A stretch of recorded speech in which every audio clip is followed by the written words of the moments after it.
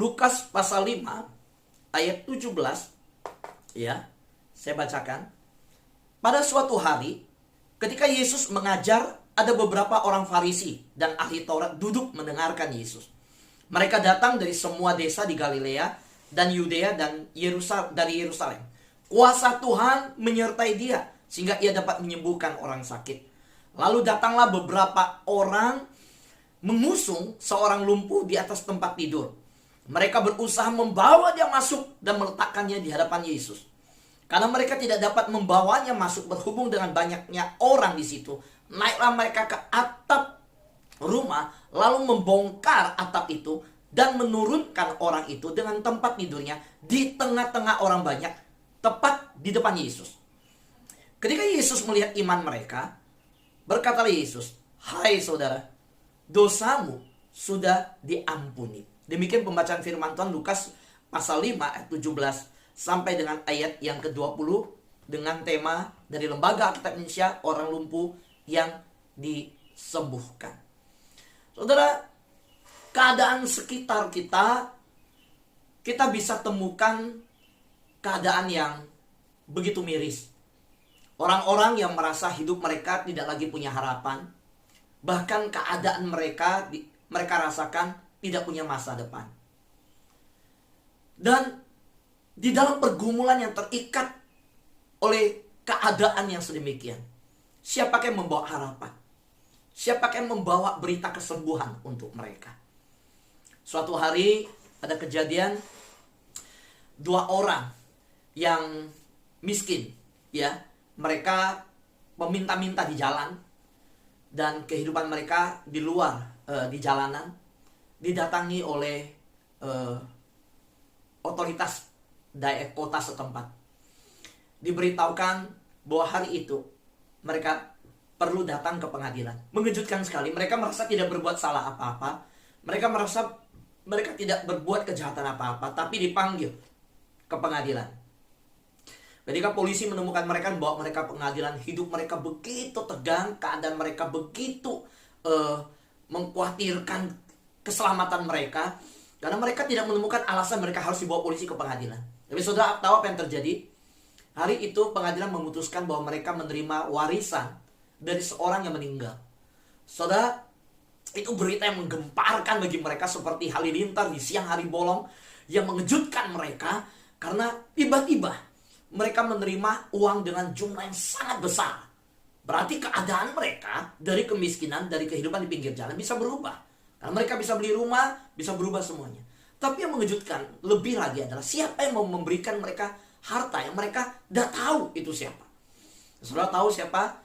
Ternyata yang meninggal seorang nenek tua yang mengakui di surat wasiatnya bahwa nama tersebut, dua orang tersebut adalah cucunya dia.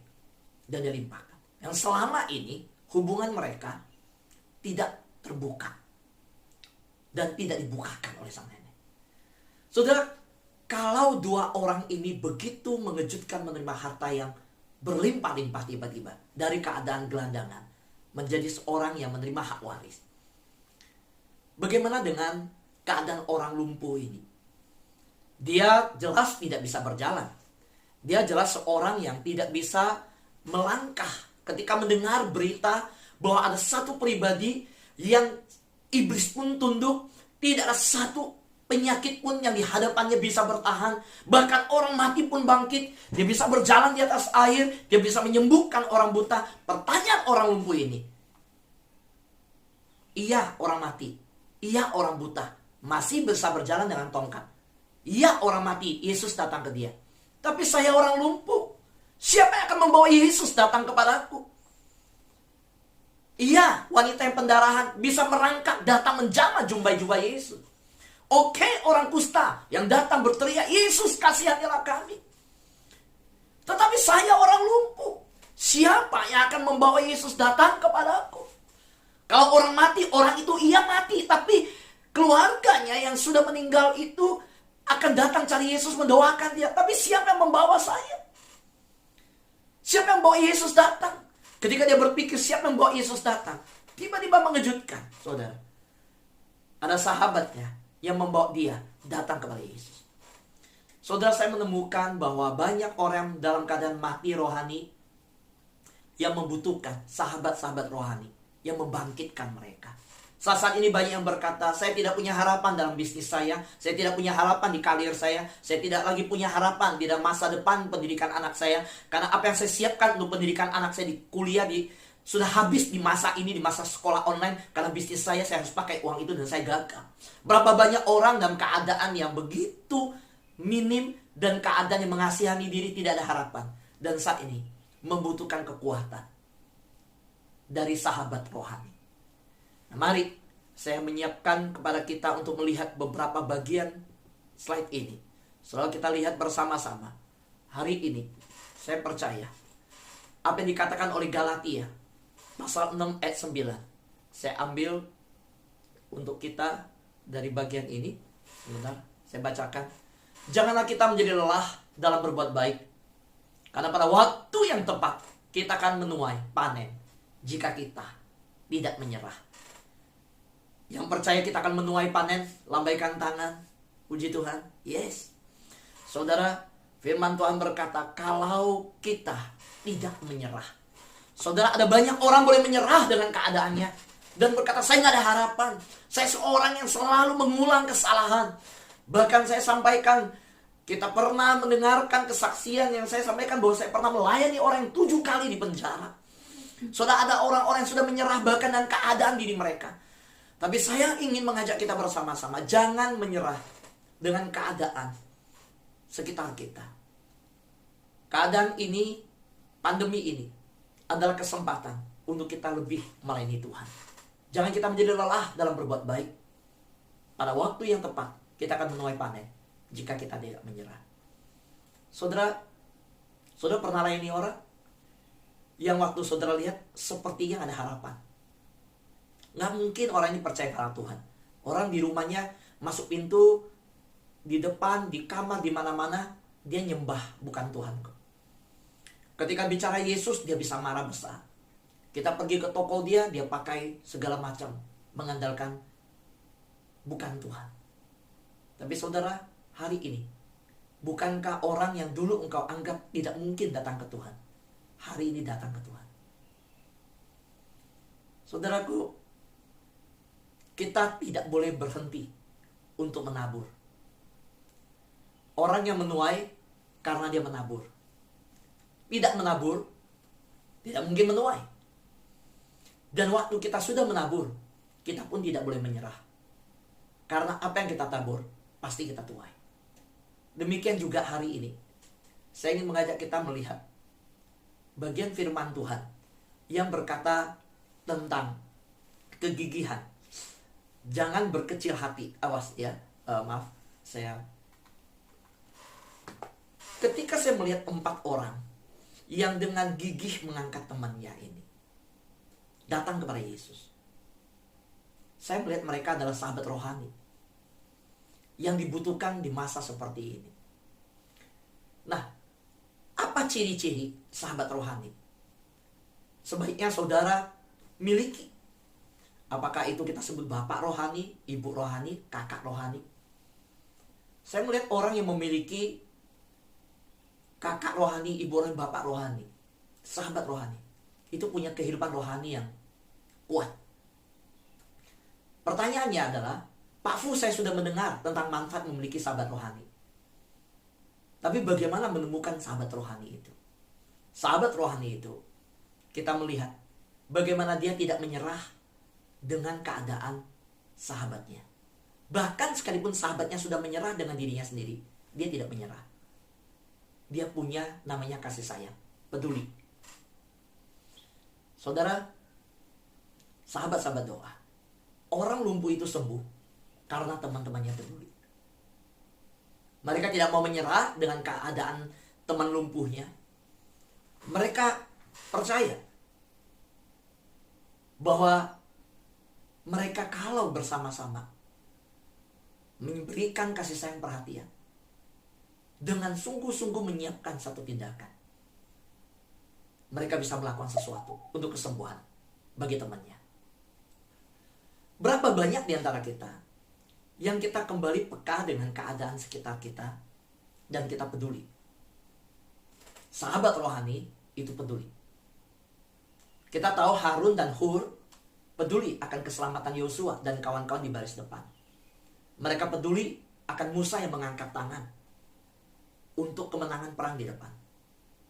Apa yang dilakukan Harun dan Hur bukanlah seperti Yosua yang di medan perang di depan. Patriotik mereka, kepahlawanan mereka tidak di garis depan. Mereka cuma pegang tangannya Musa, cuma topang. Tapi saudara tahu, mereka telah memberikan perhatian, kepedulian yang membawa kemenangan di dalam perang. Yang kedua, Pak Fu, saya sudah mendengar firman Tuhan kemarin, manfaat sahabat rohani. Tapi bagaimana saya tahu sahabat rohani itu? Ciri-cirinya saya bisa dapat. Saudara kalau dekat dengan dia, saudara peka, saudara bisa merasakan bagaimana iman yang dimilikinya. Saudara sahabat rohani, dia percaya bahwa keadaan kita seberapapun berat dan parahnya, tidak ada jalan keluar. Dia berkata, jangan menyerah. Tuhan adalah penyembuh. Tuhan punya jalan keluar. Yuk kita cari Tuhan. Saudara, saya bisa imajinasikan keempat orang ini ketika menyiapkan tempat tidur, tandu untuk temannya yang sakit ini. Mungkin yang lumpuh berkata, udahlah, jangan, gak usah. Buat apa? Saya udah lumpuh dari lahir. Udah gak mungkin. Dan mereka berkata, udah, pokoknya itu bagian kita. Kamu diam aja udah. Kalau iya gimana? Kalau enggak ya udah, kita bisa bawa kamu balik. Tapi kita pergi dulu. Dia bengong, dia ranjang, dia liatin keempat temannya. Mungkin dia berkata, gila ini temanku. Saya gak mungkin. Saya ngerasa kok, jari-jari saya gak bisa bergerak. Kaki saya sama sekali gak bisa merasakan. Dicubit, ditusuk pakai jarum gak sakit kok. Buat apa bawa saya ke sana? Belum lagi di situ begitu banyak orang. Udahlah, nanti ditertawakan kalau gak sembuh. Saudara, tapi sahabat-sahabatnya tidak menyerah. Saudara tahu, ketika mereka membawa orang lumpuh ini, Yesus berkata apa? Kalau saudara lihat di sana, Tuhan berkata, sungguh iman orang yang membawa orang lumpuh itu besar. Jadi bukan karena iman orang lumpuh itu, saudara, tapi karena iman keempat sahabatnya membawa dia. Itu yang Yesus katakan, iman yang menyembuhkan. Saudara, kadang keluarga kita udah menyerah dalam keadaan yang ada. Bahkan anak kita yang berbisnis hari ini menyerah dan keadaannya.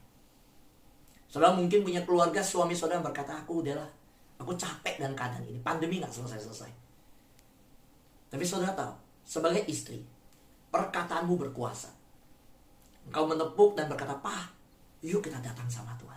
Yuk kita percaya Tuhan buka jalan. Jangan menyerah, Pak, kita bisa.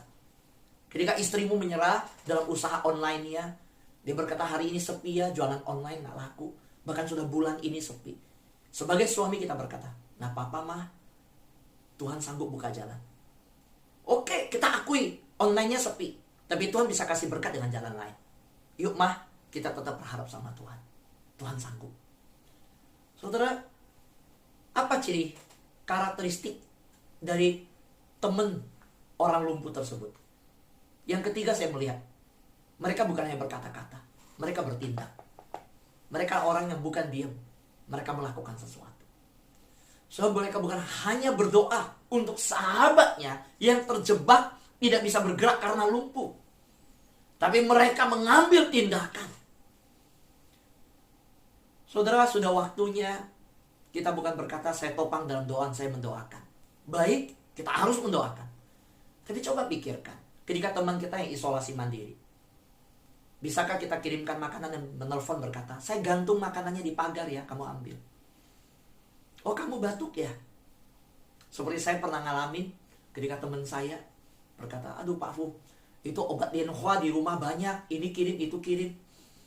Saudara, seperti kita yang pernah merasakan uluran tangan dari sahabat kita. Saudara, Tuhan mau memakai kita untuk bertindak.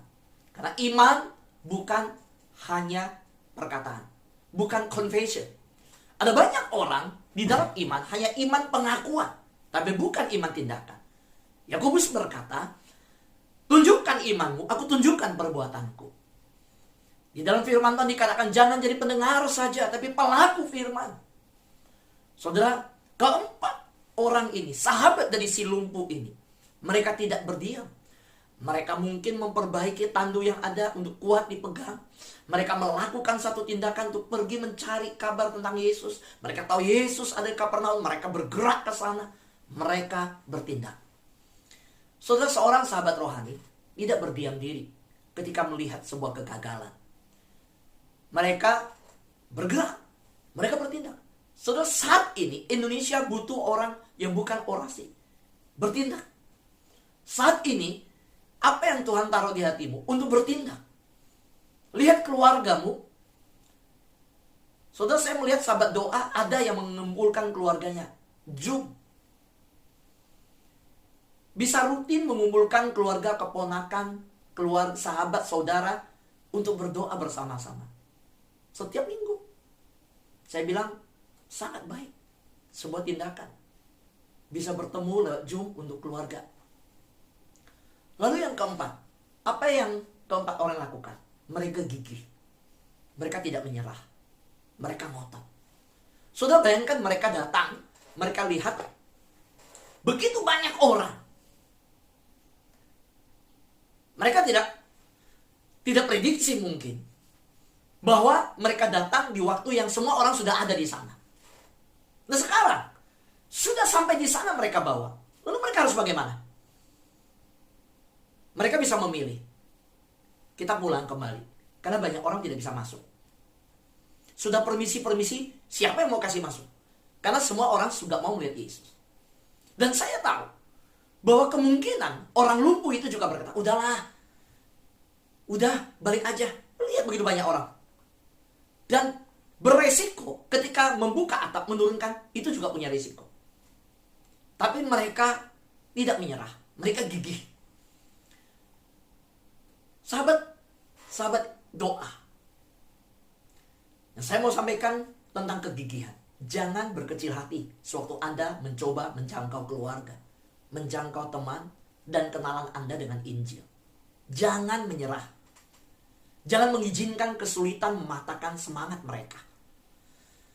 Saudara, ada yang ketika diajak ke gereja berkata, aduh, saya pernah layanin. Baru sekali ke gereja. Di dalam gereja dia sakit perut. Bisa ada kejadian begitu. Dia bilang, saya sakit perut di gereja kemarin datang. Mungkin Tuhan saya gak mengizinkan saya ke gereja. Bayangkan. Ada yang diajak datang ke Tuhan. Saudara, udah janjian. Waktu dijemput, dia bisa gak jadi. Kenapa? Badannya panas dingin, meriang. Yang udah kita ajak untuk ke KKR, malamnya bisa terjadi sakit gigi. Ada aja. Itu hal kecil. Bagaimana dengan hal-hal yang besar? Ada orang yang sedemikian dalam keadaan mereka berputus asa. Saudara, waktu Yesus menjangkau perempuan yang duduk di pinggir, yang datang kepada sumur Yakub menimba. Ada orang yang sudah berputus asa dengan keadaannya. Bagi dia gak ada lagi suami orang lain. Pokoknya semua suami saya. Dia gak tahu malu lagi. Ambil aja. Yang penting. Yesus berkata, sekarang yang ada padamu bukan suamimu. Suamimu udah 5. Dan itu bukan suamimu semua. Saudara tahu apa yang terjadi? Kalau saudara baca di dalam Yohanes, Yesus sengaja melalui Samaria. Saudara jangan berkecil hati suatu kita menjangkau keluarga kita. Mungkin kita ditolak. Saudara, ada sahabat doa yang menjangkau keluarganya. Ketika pulang ke daerah karena beda iman, tidak dikasih tidur di dalam rumah. Tidurnya di lantai saja. Karena beda iman. Dan diperlakukan dengan tidak baik. Jangan menyerah. So mungkin engkau dikatakan teman dan ditolak, dijauhi. Jangan menyerah. Saudara, engkau harus gigih seperti keempat orang itu tidak menyerah. Yang kelima, mereka punya inovasi. seorang sahabat rohani tidak berhenti. Bukan hanya dia menyerah. Mereka bisa buka atap loh saudara. Mereka bisa coba untuk membongkar atap rumah orang saudara. Itu kan punya risiko dimarahin, punya risiko mereka harus beresin lagi nanti, punya risiko mereka tidak disetujui lakukan itu. Ada banyak hal. Terus teman-temannya yang lumpuh ini berani melakukan sesuatu yang begitu berbeda ketika datang ke Tuhan. Mereka berdiri di atas atap dan mengobrak-abrik atap tersebut untuk membawa temannya pria lumpuh itu kepada Yesus. Mereka berani keluar dari zona nyaman. Ini yang saya mau katakan. Mereka berani keluar dari zona nyaman untuk menjadi sahabat rohani yang membawa harapan dan penyembuhan. Nah kan, sekarang banyak orang yang kita rindu ajak mereka datang kepada Tuhan. Ada yang berinovasi nggak? Bawa mereka dengan cara apa? Saudara, saat ini adalah saat di mana banyak orang depresi, banyak orang stres. Kalau ada teman-temanmu yang kau injili, dan hari-hari ini mereka tidak datang, sebelumnya mereka nggak datang ke Tuhan, saat ini kesempatannya.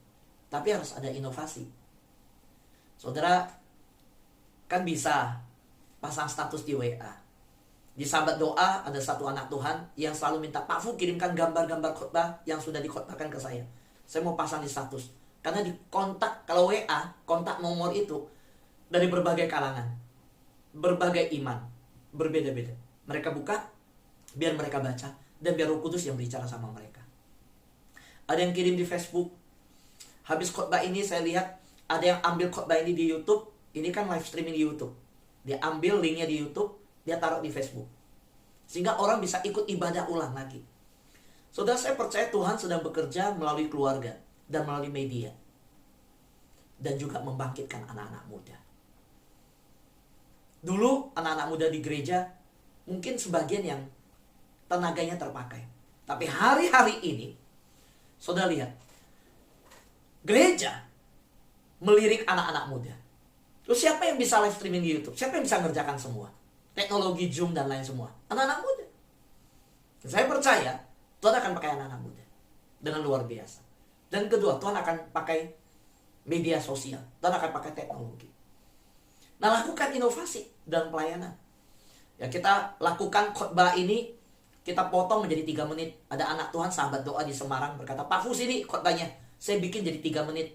Supaya lewat WA dikirim ke orang lebih mudah. Ada yang lakukan itu.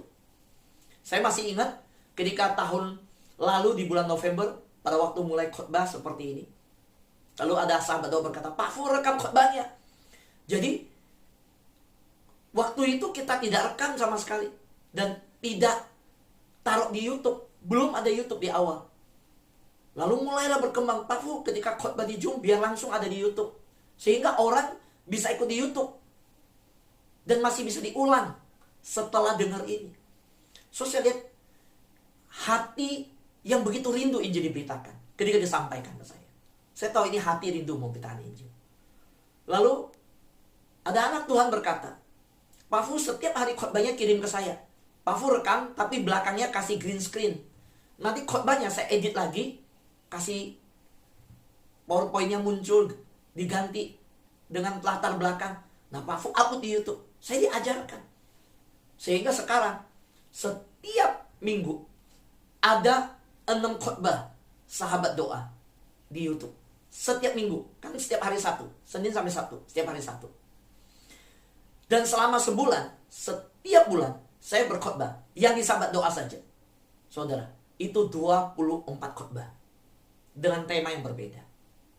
24 khotbah. Belum lagi undangan dari gereja lain, dari tempat lain. Hampir rata-rata sebulan saya berkhotbah hampir 30 kali. Setahun 360 khotbah lebih. Nah, saudara, kalau saya tidak masuk hadirat Tuhan, membaca buku, melihat Google, melihat bahan-bahan dari berbagai tempat, lalu berdoa, meminta Roh Kudus menuntun, bukan hanya bahan tapi berdoa, minta bimbingan Tuhan. Saudara, Roh Kudus itu inovasinya luar biasa. Roh Kudus itu memberi rema luar biasa. Roh Kudus itu memberi pencerahan luar biasa. Buku boleh dibaca. Ya, internet boleh dibuka dengan bahan-bahan. Tapi kalau Roh Kudus tidak bekerja di dalamnya, kita nggak bisa tahu. mana yang Tuhan mau tuntun di sahabat doa. Saudara, teman-teman yang lumpuh ini bisa kepikir ya buka atap. Itu luar biasa.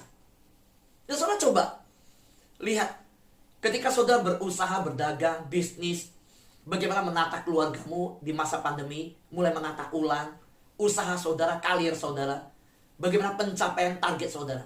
Datang sama Tuhan, doa sama Tuhan, bicara sama Tuhan. Tuhan akan kasih inovasi. Lebih lagi kalau saudara menginjili orang, saudara rindu menjangkau jiwa. Saudara tahu firman Tuhan berkata, kalau engkau dihadapkan kepada penguasa, ketika diadili, Petrus, Yohanes pernah diadili, mereka bilang apa? Mereka bisa berkata-kata dari kuasa Roh Kudus yang memberikan.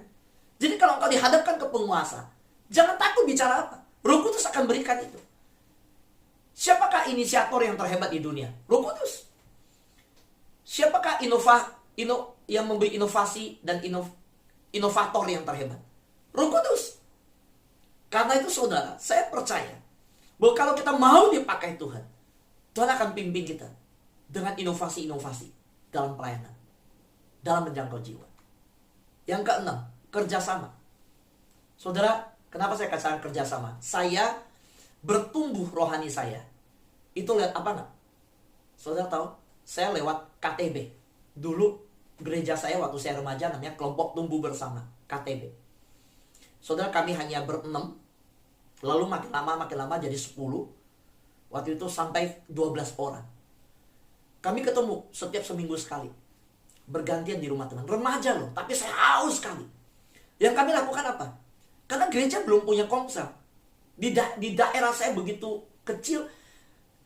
Bahkan hamba Tuhannya gak kepikir bikin kelompok kecil. Kami sendiri yang bikin. Saya waktu itu SMP kelas 3. Lalu kami ambil buku, saya masih ingat buku yang kami pakai, buku James Dobson. Dari Focus on the Family. Kita remaja tapi bisa ambil buku keluarga. Lalu kita baca masing-masing satu bab. Ya, sudah masing-masing satu bab, giliran kamu yang baca bab 1, minggu ini kamu bicara, minggu depan kamu bicara. Lalu kita diskusikan bab itu. Dan saya bertumbuh dari situ. Selesai buku James Dobson, kami baca buku Rick Wilkerson. Saudara, saya masih ingat, saya bertumbuh lewat komunitas kecil. Jadi, saudara jangan menjauhkan diri dari komunitas. Nah, sahabat doa ini telah membawa kita menjadi sebuah keluarga.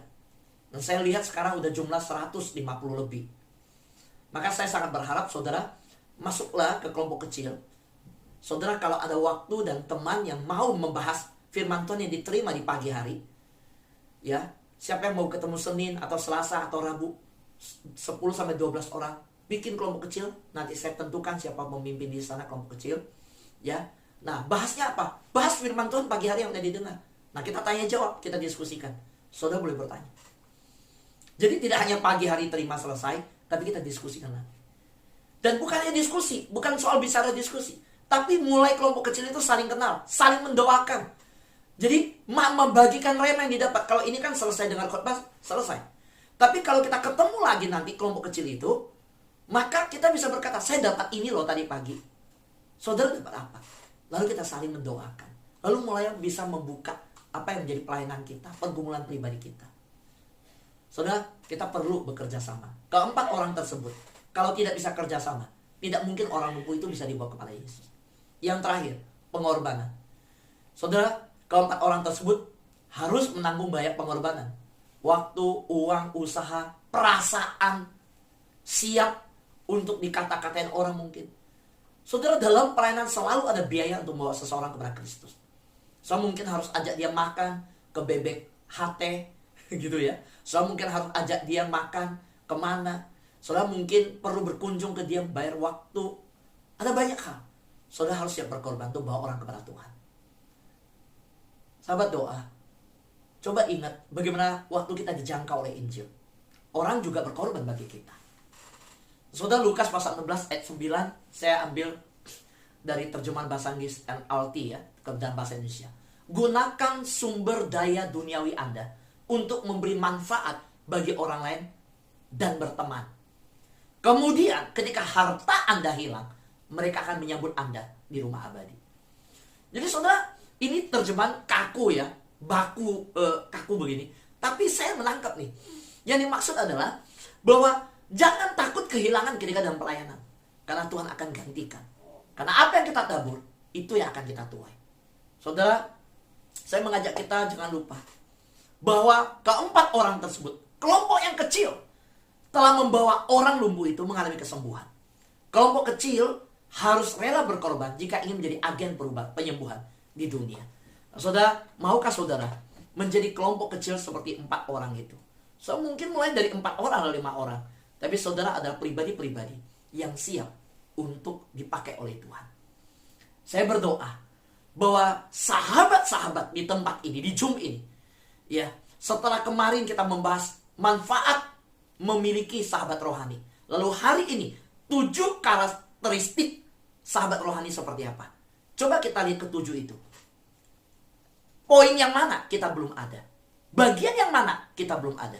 Dan minta Tuhan tolong kita. Baik di dalam hal berkorban, di dalam hal kita beriman, di dalam hal kita peduli, di dalam hal kita bertindak. Kita minta Roh Kudus terangi hati kita. Tuhan, bagian mana yang saya belum miliki? Saya mau menjadi sahabat rohani bagi orang lain. Amin. Tuhan berkati kita semua.